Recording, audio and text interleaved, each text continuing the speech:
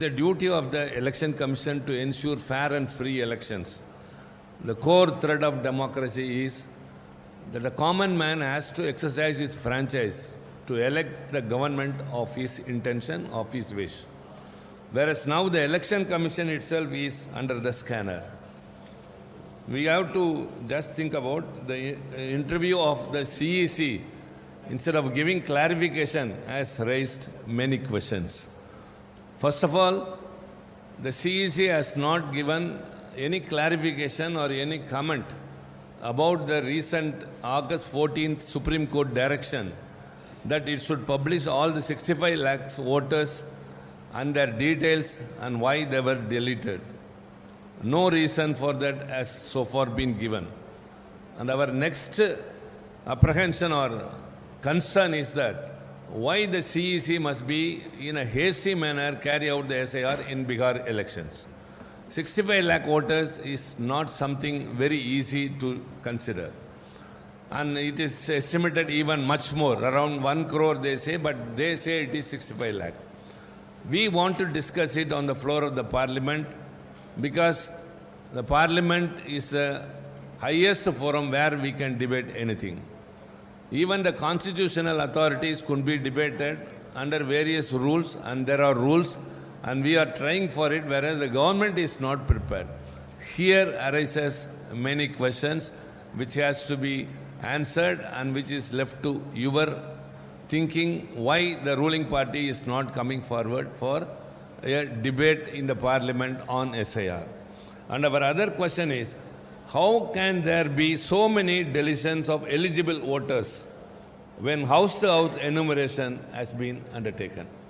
Number two, why the enrollment of new voters is abnormally low when these young voters have been enumerated? Has any database been compiled to show how many youngsters who turned 18 on the qualifying data were included? No transparency in that, and the CEC is not coming forward. So also the procedure for inquiry and 2 appeals, along with their timelines, as contemplated under the Registration of Election Rules 1960, may include a huge number of voters in the forthcoming elections in Bihar. Is the ECI going to address the issue?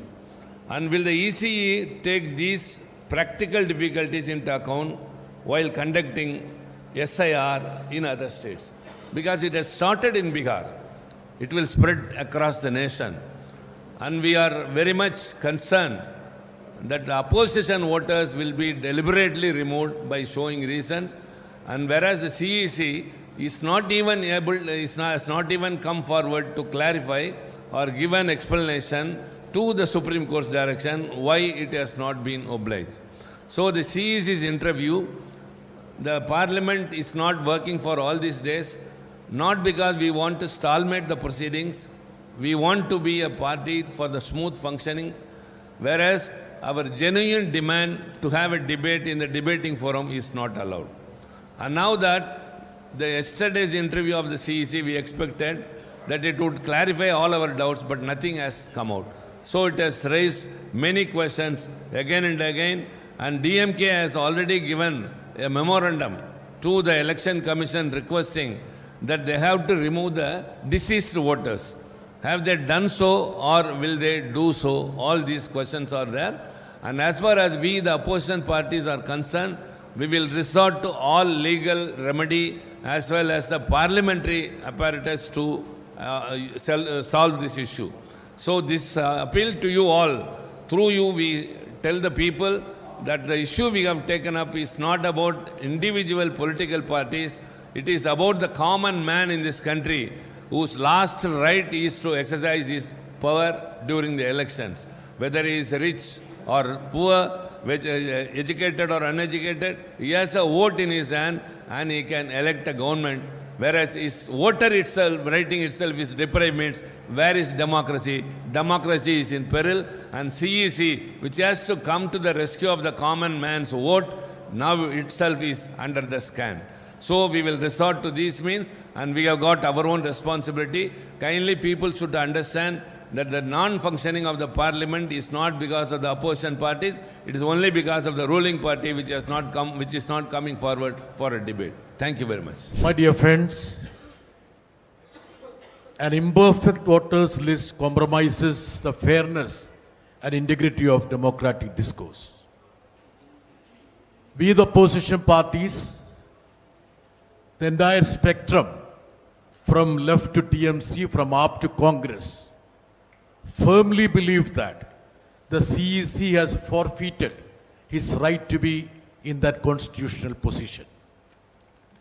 And he has virtually declared war on the opposition parties by his press conference.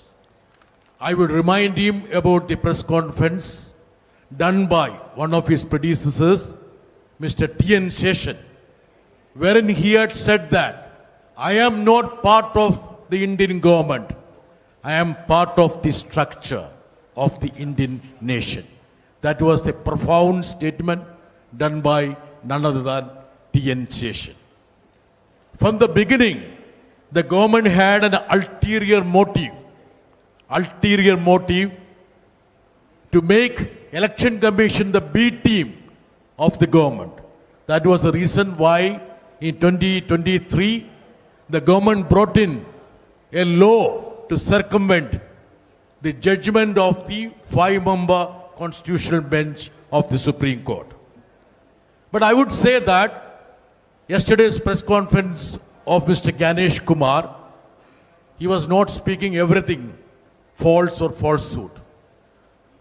One of the golden statements of Ganesh Kumar yesterday was that the country is full of homeless people and orphans.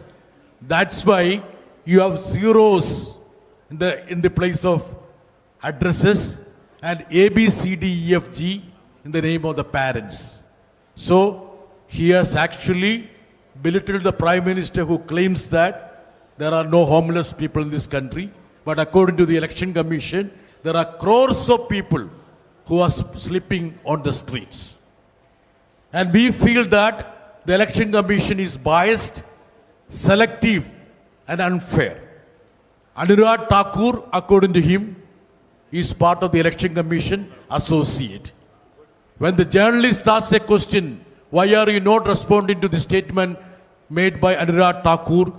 The response was that my response is graded.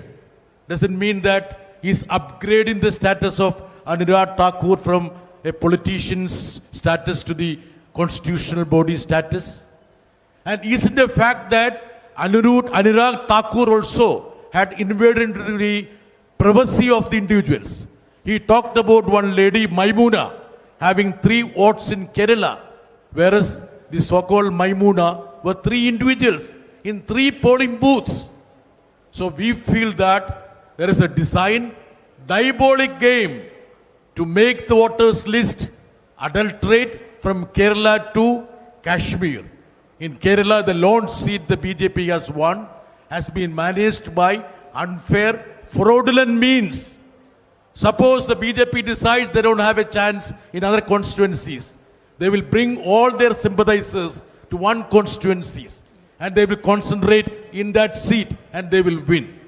So this has created a situation wherein we have no other option but to ensure that a protest is there so that the constitutional body adheres to the rules of the business. Thank you very much.